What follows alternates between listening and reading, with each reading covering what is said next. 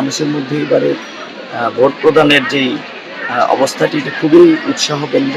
যে দীর্ঘদিনের স্বপ্ন ইনসাফের বাংলাদেশ, আমরা সেটি প্রতিষ্ঠা করতে সক্ষম হব ইনশাআল্লাহ। জয়কে কিভাবে বরণ করবে, এর থেকে বরং কেউ যদি পরাজিত হয় সেটিকে সে কিভাবে মেনে নেবে, এটি খুবই ইম্পর্টেন্ট। জনগণের রায়ের প্রতি আমরা শ্রদ্ধাশীল।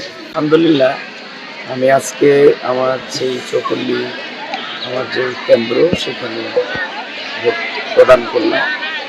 তো এখানের পরিবেশ আলহামদুলিল্লাহ একবারে সকাল থেকেই আমাদের মা বোনদের সারি অনেক বেশি লাগে এবং ভাইয়েরাও আসতেছেন সবাই।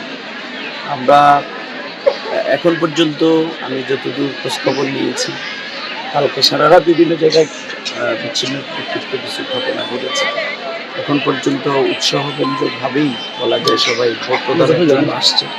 আমরা লক্ষ্মীপুরের সর্বপর্যায়ে জনগণের প্রতি, ভোটারদের প্রতি আমরা আহ্বান জানাবো যে সবাই যেন তাদের ভোটাধিকার প্রয়োগ করে এবং তারা ভোট কেন্দ্রে আসে সুন্দরভাবে।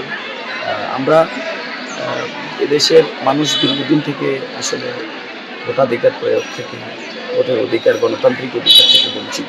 এই জন্য মানুষের মধ্যে এবারে ভোট প্রদানের যেই অবস্থাটি এটা খুবই উৎসাহ কেন্দ্র আমরা লক্ষ্য করছি।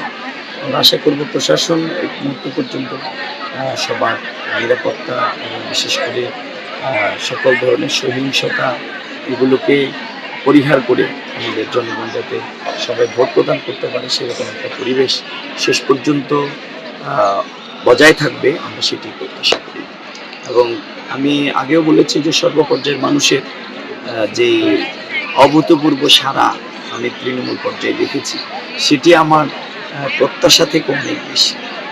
আমি আশা করি জনগণ যদি তাদের ভোট প্রয়োগ করতে পারে তাহলে ইনশাল্লাহ 11 দলীয় জোট এই জনপদে রাষ্ট্র পরিচালনায় আমাদের যে দীর্ঘদিনের স্বপ্ন ইনসাফের বাংলাদেশ, আমরা সেটি প্রতিষ্ঠা করতে সক্ষম হব ইনশাআল্লাহ। জয়কে কিভাবে বরণ করবে, এর থেকে বরং কেউ যদি পরাজিত হয় সেটিকে সে কীভাবে মেনে নেবে, এটি খুবই ইম্পর্টেন্ট।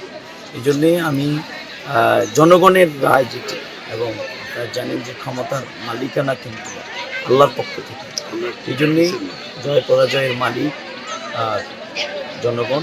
তারা যে রায় দেবে আমি সবাইকে অনুরোধ করব আমাদের এই জনগণের রায়ের প্রতি আমরা শ্রদ্ধাশীল। আমি অন্তত ব্যক্তিগতভাবে শ্রদ্ধাশীল হয়ে জনগণের সেই রায়কে আমরা সকলে মেনে নেব, আমি মানবার জন্য প্রস্তুত করেছি। দেশে দেশে সবার সাথে দ্য নিউজ।